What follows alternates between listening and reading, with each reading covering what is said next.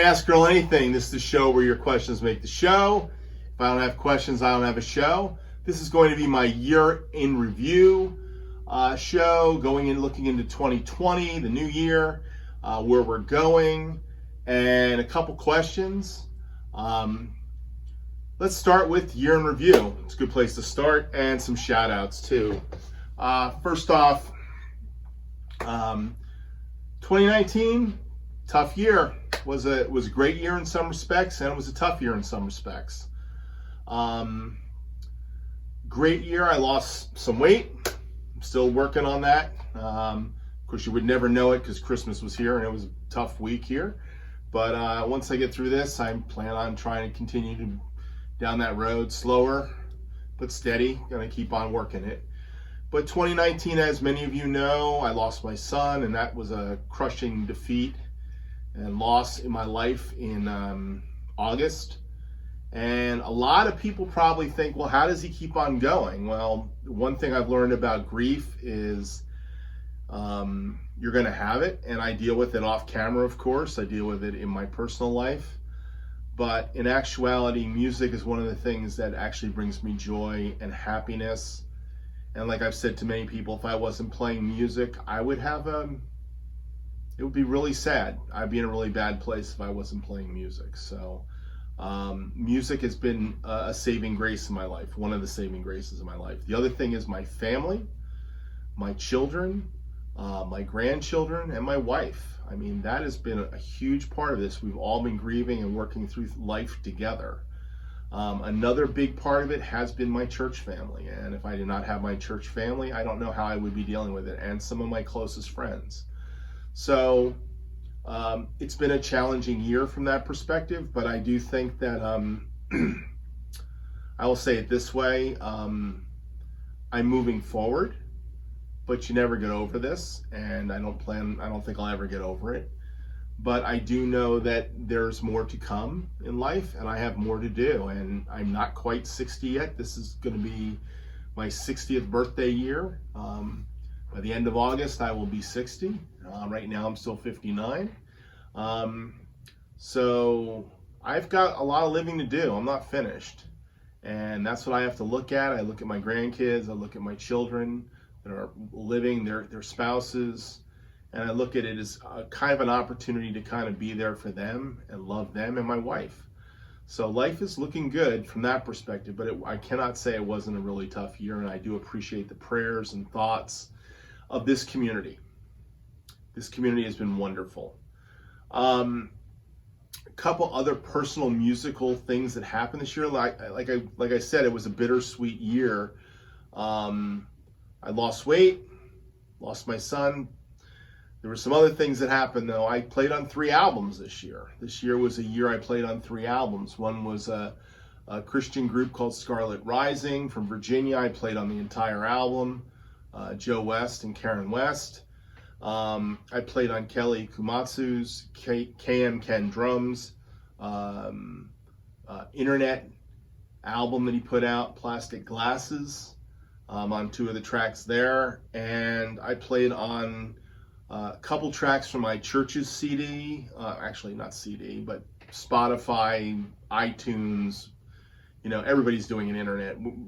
To produce a CD makes no sense anymore.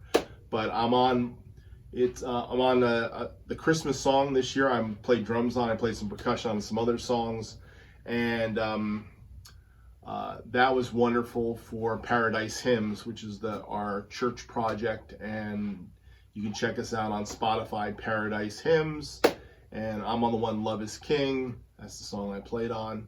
So I've had a big year as far as musically playing. Played a lot at church, a lot of recording sessions for people. I did some other sessions too that probably haven't been released, but stuff I've been doing. I've been doing a lot of recording, a lot of playing music. So. And I'm working on a project going into the new year. I'm going to be engineering a project, helping co-production with a local band in town. We just started that last year. We did 1 song here, part of the song, and we're going to be doing the whole project here. So that's going to be cool. I'll give you more details on that as time goes on. So music is something that's continues on. YouTube, my YouTube space has continued this year, and I probably have over 500 videos. Believe it or not, I didn't look at my statistics for the year. All I know is that yesterday I climbed over 2,600 subscribers. And that's been in the last 3 years. I started in 2000, well, technically I started in 2006. I had a YouTube account. But I really didn't start posting videos until almost 3/4 of the way through 2017. And that's when I had less than 100 subscribers. And one of the drum community heavyweights, Drumman 190, found me and had me do a couple drum battles with people, one being Jeff Holden. And I got into the drum community and I won Drum Cover of the Year 2017. By the way, Gimme Mo, I'd like to congratulate Gimme Mo for winning Drum Cover of the Year. I voted for him. I was happy to see he won, to be honest. Glad to keep it in the drummer family. You know, Gimme Mo's been around the community for a while and he's a great drummer. So I think that's it. I hope that contest continues to be drummers that play. That's what I really want to see, you know. So I was really happy that he won. That was big that he won, and I'm glad the community stepped up and did that. You know what I mean? So that was big, you know, in 2017, and since then I've grown a lot. And I know I have other friends like Jeff Holden that haven't grown as much. I was watching his year in review, and I want to shout out to Jeff because Jeff's a good friend, and I would say definitely subscribe to Jeff if you haven't subscribed to Jeff.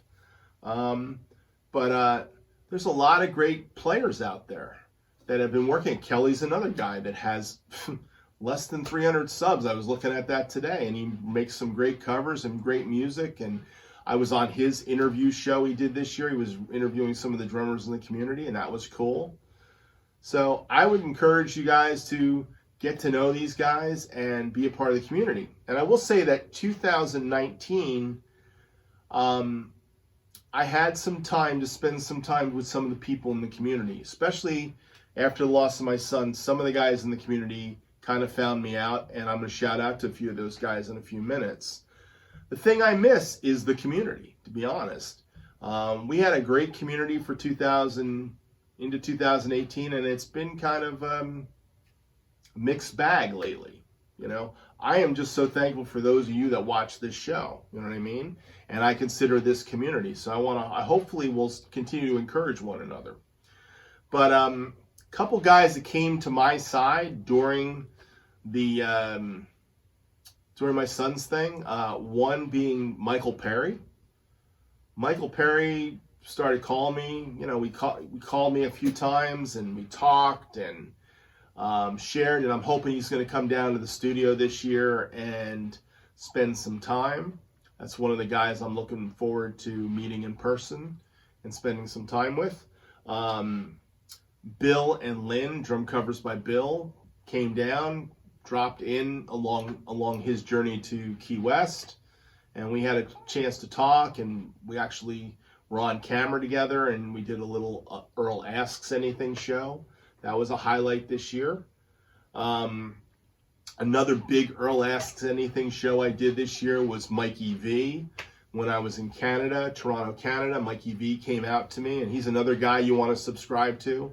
Does a lot of heavy metal kind of stuff. I think he's in a band now because he hasn't been doing a lot of covers lately. And he was talking about getting into a band. So I think he's in a band. I have to touch base with Mikey. I haven't seen Mikey in a while. But he's also on Instagram, so follow him if you can. So is Jeff Holden on Instagram. A lot of these guys are going to Instagram. So is AR Drummer, Adam. I just found I found him on Instagram now. So Mikey's a great drummer. You definitely want to meet him. I actually got to meet him and his wife, and we went to a drum shop in Toronto. That was a highlight of the summer. It was mid-June we did that when I was in Toronto with my wife. So that was really cool. And another good friend of mine, and I say good friend because Mikey, I gave Mikey a few brush lessons a few years ago on Skype. And Mikey, that was great that Mikey came out. But another good friend of mine is Mike Frisano. And Mike Frisano found this show and started watching my stuff, and we started going back and forth on YouTube, eventually FaceTime together a few times. And when his band Tiger Army was in Fort Lauderdale this year, I got to go out and hang out with Tiger Army, and that was an awesome show with my friend Ken. And then we did an Earl Asks Anything, and his friend J.R. Kurtz was on the show too.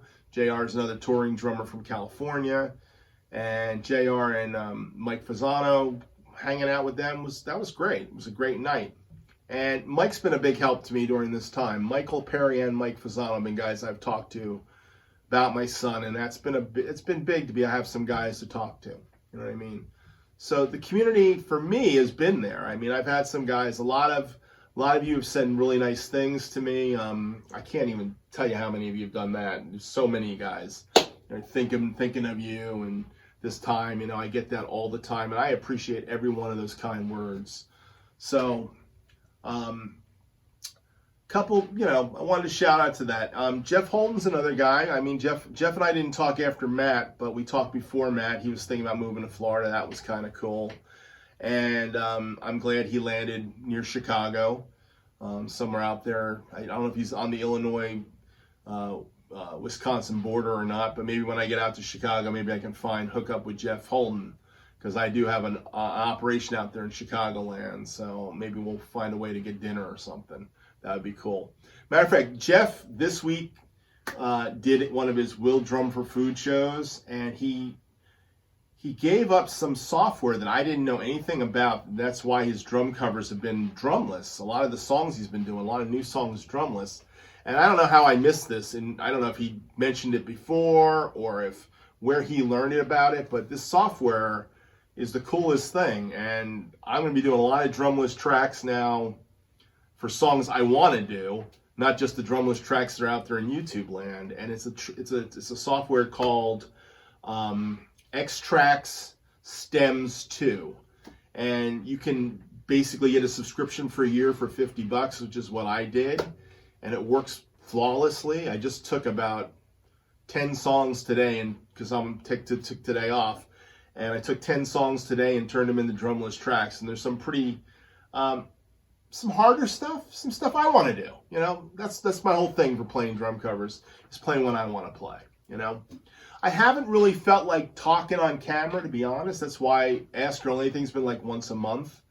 Haven't had a lot of questions, and I bought this thing for my bass drum that I was planning on doing like a whole little thing on, some muffling techniques.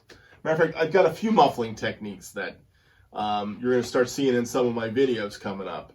And one of them is those drum tortillas. I got that for Christmas. My daughter, I told my daughter to have my granddaughter Maddie make me some drum tortillas, because I figured, why should I spend $20 for a drum tortilla?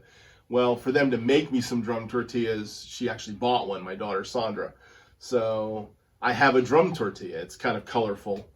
I'm going to give you a little bit of a insight on that in the days ahead. I'll probably do one where we'll talk about the drum tortilla. We'll talk about these drum tack things other things she gave me for muffling, and the Remo version of an EMAD head that you can actually works on any Remo head. I think it's called the Remo Muffler. Yeah, muffler. There's like an L in the end. Anyhow, I bought that. I was planning on putting it on my bass drum, because that's one of those things, or it's a sub-muffle they call it. That's what it's not called Remo Muffler. It's called sub-muffle. So I haven't put that on yet, but I'm planning on putting that on my bass drum soon. I just got such a great sound with this EMAD Evans 56 head that I don't want to take it off. And we're getting ready to start a recording project, and I've had nothing but great sounds from this kick drum since I put this head on. So it's almost like a good luck charm or something. It just sounds so fat, and there's really nothing in this bass drum except for a pillow touching the front head, not the back head at all. So that little bit of pillow touching the front head, which pops off from the vibrations, one of those Evans pillows, just touching the front head is all that's in there, and there's nothing but the Evans 56 EMAD head on this. So I also had some really good sounds last year with this Remo Ambassador I bought coated, and I want to try that sub muffle on that ambassador head and see what kind of sound I get on this bass drum. So I'm going to talk about muffling, but I haven't felt like getting in front of the camera and talking, you know. I was thinking about doing some of the drum lesson things, but I haven't felt like doing that. So what I've been doing is covers and having a good old time with the covers. And so you're going to see a lot more covers next year, and there are going to be a lot more covers I want to do. And I'm going to have to do less of trying to learn parts, you know, learn it exact to play over it. I did some Carpenter's tunes last month with the concert tom kit because I got some new heads. And trying to play over Hal Blaine's hard. But this X Stems, or what's it called? XTRAX Stems 2 plugin, or it's not even a plugin, it's a software. This will take the drums right out. Just takes them away. And then you can play whatever you want over top of it. It's really cool. So, super shout out. So, shout out to Michael Perry, hoping to see him in the new year. Shout out to Mike Fasano and Bill, Drum Covers by Bill, and Jeff Holden for the great software. And hopefully I'll catch up with you sometime when I'm in the Illinois area. And if any of you guys are out there and you're ever in the Florida area, just let me know. And if we can find a way to hook up, I do like to hook up and meet people. That's one of the things I like to do because I do believe in the community aspect of this. This is why I do YouTube. But I will tell you, YouTube's changing, continues to change. I think it's harder to get videos out into the big push. But I still have 5 or 6 videos that get played all the time, every day. And that's where I get my subscribers from. And I think I find some subscribers through Instagram. And truthfully, I don't care anymore. I don't.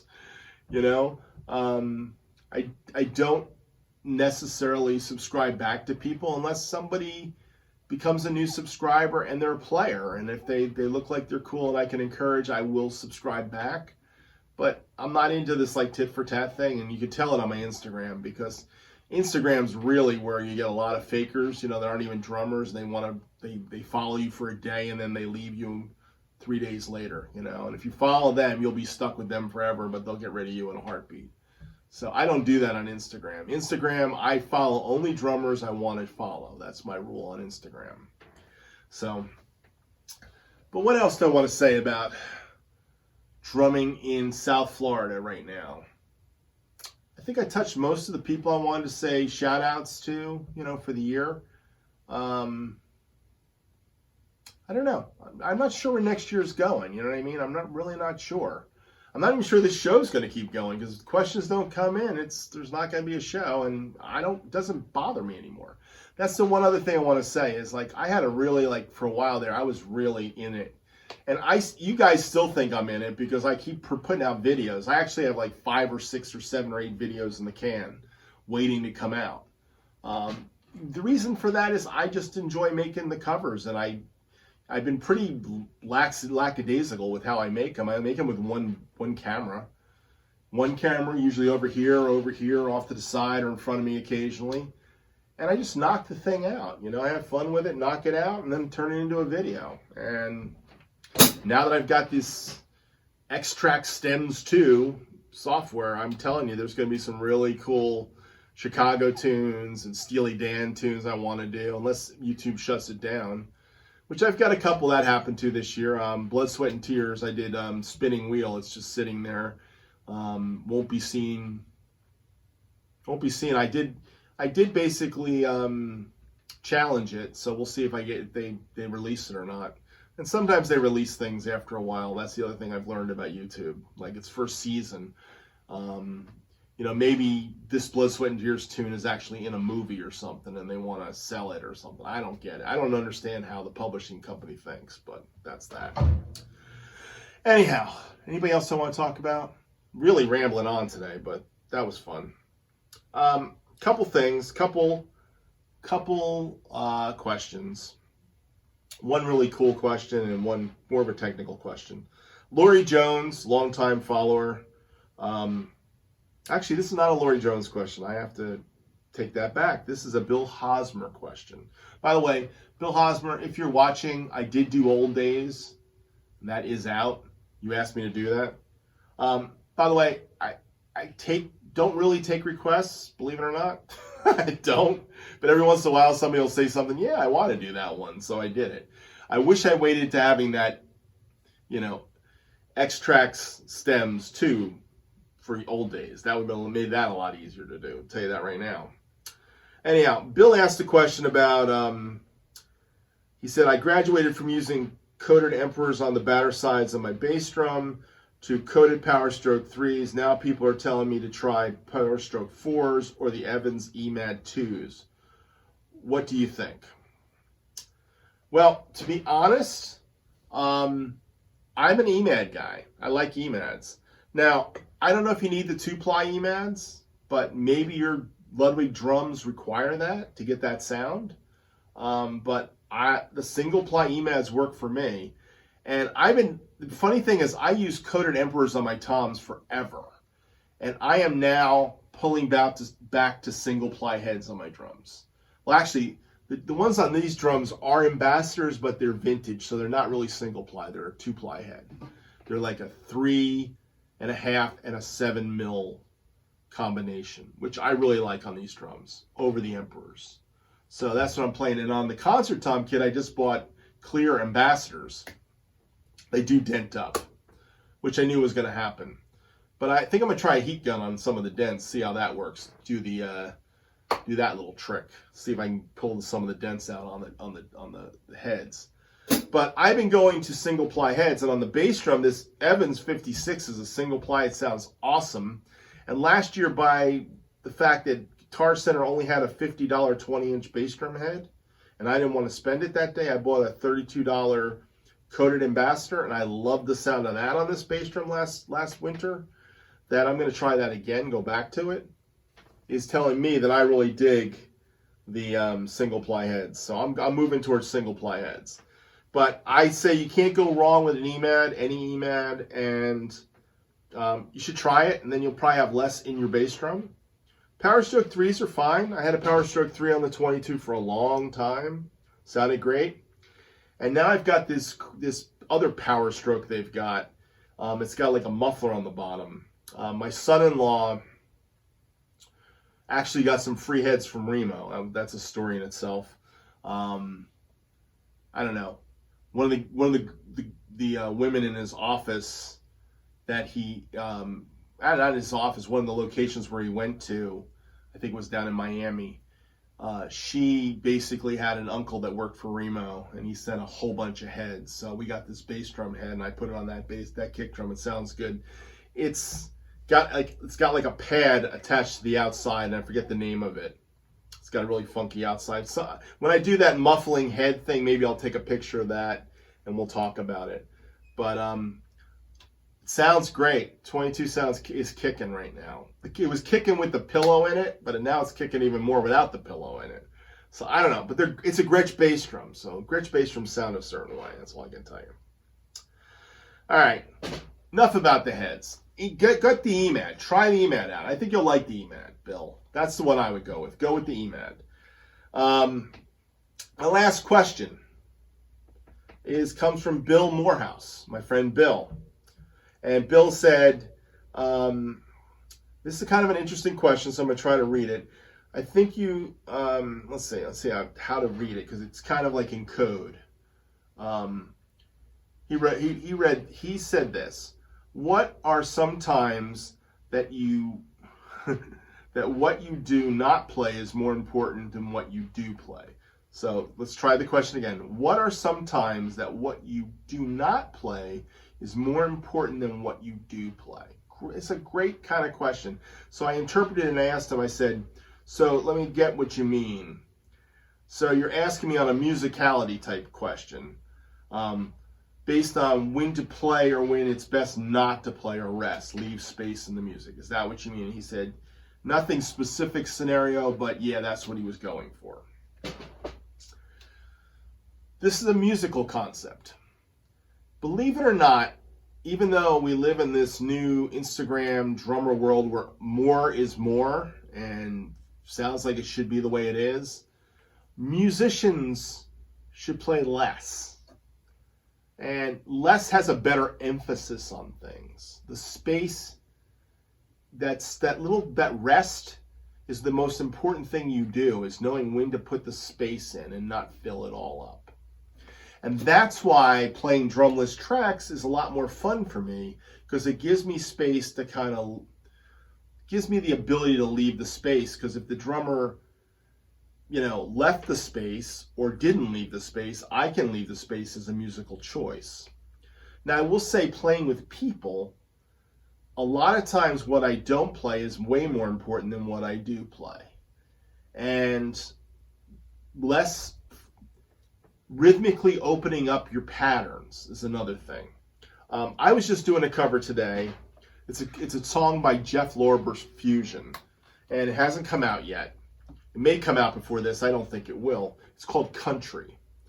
And if you listen to the original, it's a fusion song. This is one of the first, it's like the third track I've done with the drumless, I'm going to say it one more time, XTRAX stems 2. I made this song, took the drums right out.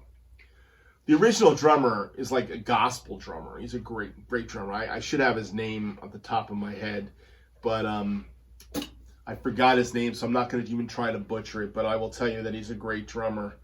And he was playing some really cool stuff. This is a 70s gospel fusion drummer. I mean, I think he's a gospel guy. I think he played in churches or something. He's got that funk thing, and that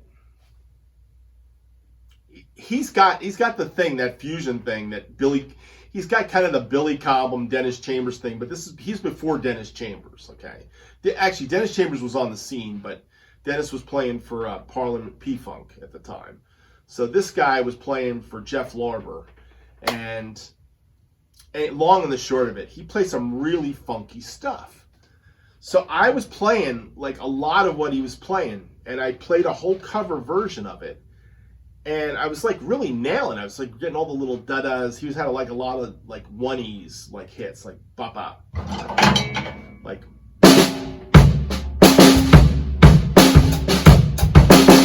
that kind of thing. Bop-bop. And I was getting all of them. And I went and watched and edited the video, and I said, it's too busy. Just too busy. Too much stuff. Even though I was probably closer to playing what he played on it, I ended up doing something that I pulled most of that back because I felt the space was what was needed. And the space between the notes is what's needed. Now, I will say, playing with drumless tracks without clicks that were made in the 70s and 80s when they weren't even playing with click tracks, there's a lot of this going on. There's a lot of the movement going on. And you've got to kind of lock with the bass player and where everything's going. And it's a lot harder to do that without a click track. But the space is what really makes the groove sometimes. So all I want to say is, space is so important to musicality. And it's something that I find that I'm doing more and more in my playing. The less I play, the better it sounds. The more I try to throw in, the worse it sounds in my ears. This Christmas song I played some very open tom patterns, and that's what sounds the best when I'm playing them open tom patterns, that kind of thing that you do in church thing. And at one point I just played quarter note kick drum. Believe it or not, playing quarter note kick drum with nothing else is not as easy as you think it is, especially with a click. But it's the kind of thing that kind of opened the tune up, And then I had one of those Hal Blaine moments.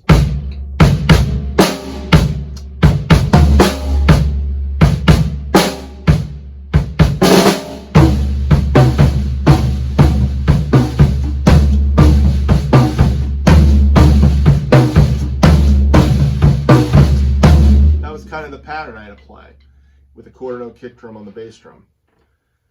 Again, very simple stuff, but when you hear it in the context of the music, it makes all the difference. So space is really an important musical concept, and the most important notes you play is the rest. Sometimes having that space where there's nothing there, that hole is probably more important than anything else. So keep that in mind when you're playing music. Yeah, work on your chops and get your chops all up, but learn where to put chops in and learn where to dial it back. And you will find out that you'll be asked to play more gigs if you learn to play less than play more. So less is more is a musical concept that's needed. Anyhow, that's all the questions for this week. Shout outs to all my friends. Thank you all for watching. I don't know when I'm going to put this out. Probably it's going to be in January because this is January 2nd today. Hope you all have a happy new year. And I hope to get feedback from many of you in the community. And thank you all for your prayers and thoughts. It has been very helpful to me. And I am humbled by the amount of people that watch my videos. Thank you all for watching the videos. And thank you for asking questions. And I pray that God blesses you in the new year. Have a happy and prosperous 2020. Thank you for watching. Take care. Bye.